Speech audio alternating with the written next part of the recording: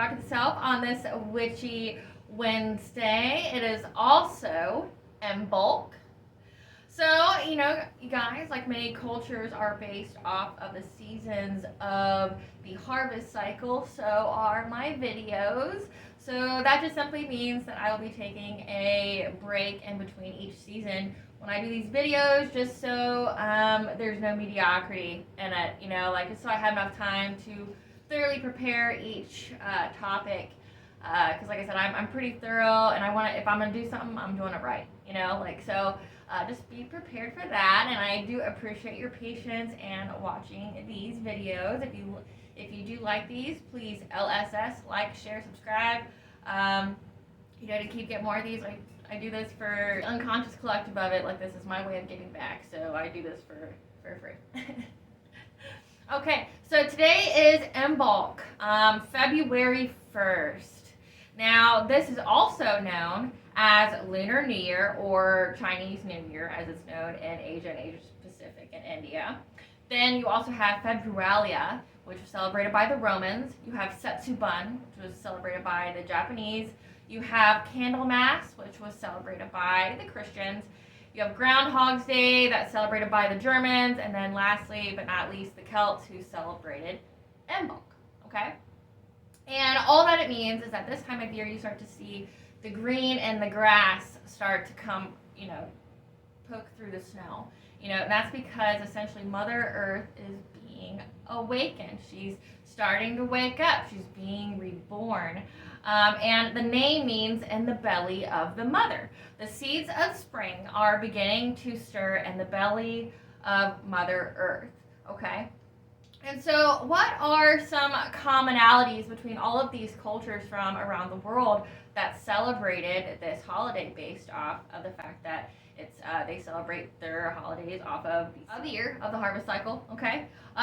They all celebrate time of purifying the house to ready spring energies. So spring cleaning originates from this kind of tradition.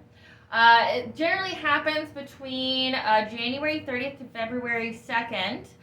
They all kind of celebrate the return of the light and hope for spring. So there's a lot of lighting of candles, offerings of milk, fire, and the offerings of milk. It's because you've got Imbolc, but then the word also is I'm milk, which means use milk, which many herd animals give birth to the first offspring during this time of year or are heavily pregnant.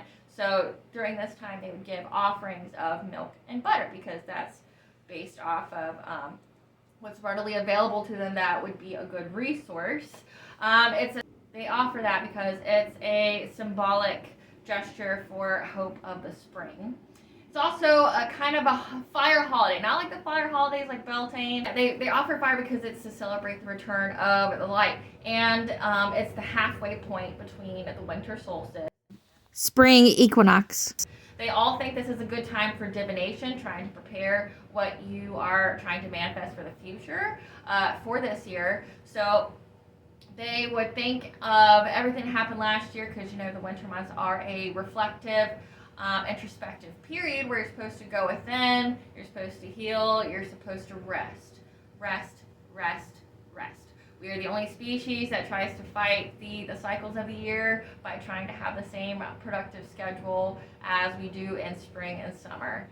That's why you feel depleted. That's why you feel like depressed. There's nothing wrong with you. You're just forced to work outside of the natural order of things. It has a price. It's also a time of renewal, okay? And if it's cloudy or bad weather, winter ends. So it seems like all of these spiritualities believe that if a small animal sees their shadow, that's what classifies it as a sunny day. If it's a sunny day, then winter will last for a lot longer. Versus if it's cloudy, snowy, terrible weather, winter is about to end. Lunar New Year, or also referred to as Chinese New Year, is celebrated during this time, and it's celebrated by Asia Pacific countries as well as India, and it's based on a lunisolar calendar, which just means the moons, and it's based on the sun's entry into Aries in April. It's a 4,000-year-old tradition, and it's the longest holiday. The dates usually differ. It's usually celebrated towards the end of January to mid-February. Sometimes it's 2 weeks, sometimes it's 3 weeks, sometimes it's a month. Like say during the virus, it was a month long to deal with that, and they just stop working. They stop working. They all go home. The next one we're going to talk about is Februalia, which dates are January 30th to February 2nd. So the month of February was named after the Roman god Februus, who was the god of death and purification. They made sacrifices and atonements to the gods during this time. They lit candles, as fire is associated with this holiday because it's the return of the light. And like mostly they would give sacrifices of milk.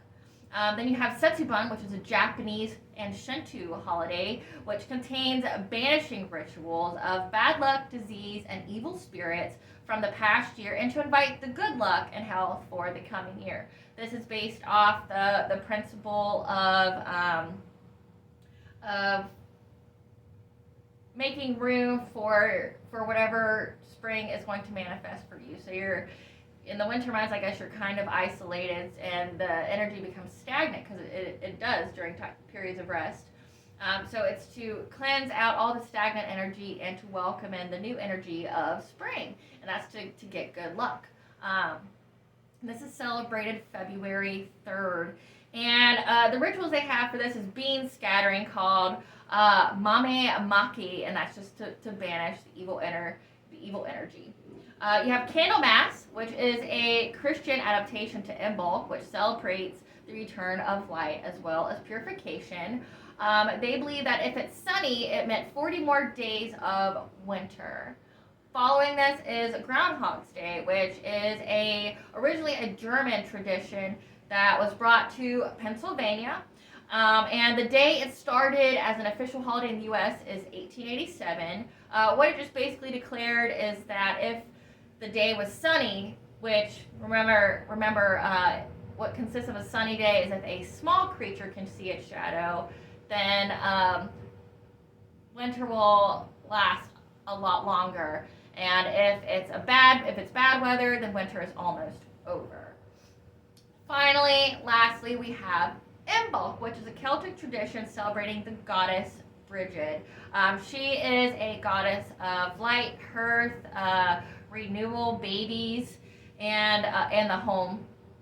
And they celebrate this by lighting fires, and they give offerings of milk and butter, as this is the lactative cycle for the animals, so the resource they could sacrifice. So in Ireland and Scotland, this was the halfway point between Yule and Ostara.